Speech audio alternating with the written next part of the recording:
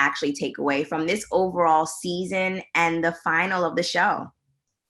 Wow. I hope people enjoy it. It is bittersweet because the situation's bittersweet. You know, it's the end of this show that I think we all love it so much. Nothing but love has gone into it. But it's also it's tricky to tell the truth at the end of a story that involves racism that's not sad in some way, because racism is an ongoing struggle, and the issues that the kids are dealing with are social issues that are, there have been some wins and there have been some setbacks, and the question of the season was really the question I had for myself while we were writing it, which is like, okay, life is what it is. Progress is moving at the pace that it moves.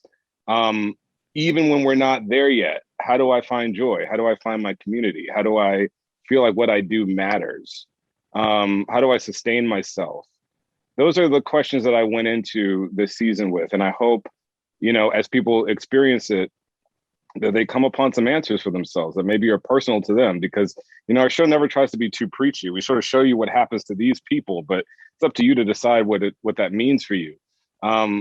So while I hope people feel catharsis, some things have to be acknowledged in a show like this.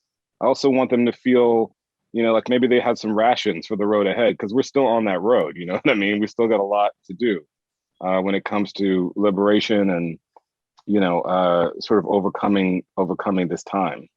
Yes. And either one of you can answer this. I'm a theater head. So the fact that you guys use a musical, I kind of just got the sense of, final curtain, it's closing.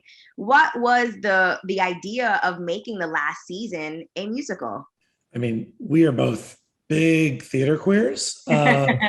So we've wanted to do a musical since season 1, but of course, we sort of assumed like we'll do a musical episode. And then when Justin and I got together before the writer's room opened for season 4, Justin was like, so I think we're going to do a musical, but how about the whole season? And it was like, yes, okay, that's amazing. Of course, we did not know COVID would happen.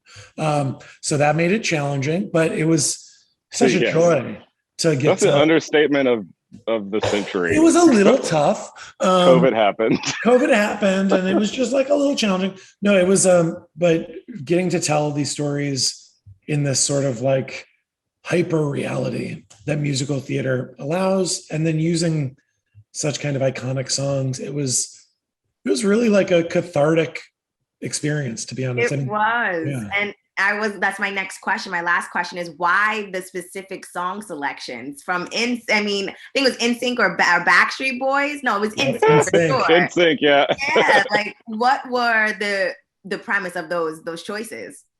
So we knew that we were in the 90s, sandbox. That made sense from a thematic standpoint, but it also began to be what the kids were making the actual varsity show, which they're doing this season, about.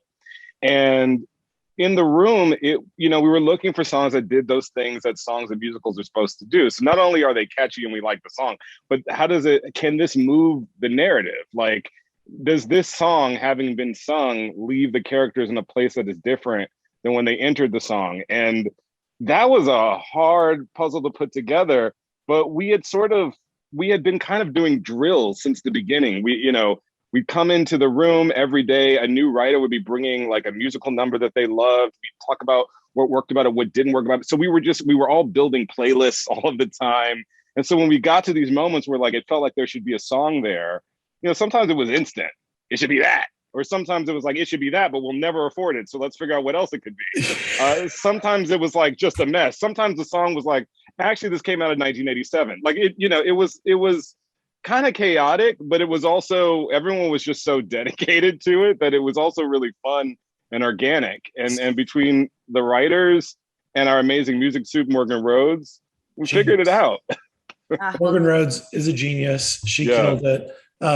Specifically, Bye.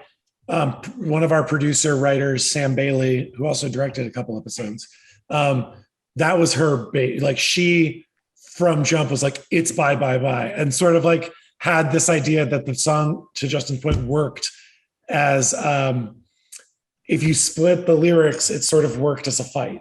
And that is seeing it happen on stage. I remember, I don't think like I feel like I was filming it for Justin because he had like gone to a meeting, and I was just like with to produce the next episode, and I was just like, I think it really works as I'm like crying watching it. Perfect. It was perfect. Just congratulations to you both, and I loved it.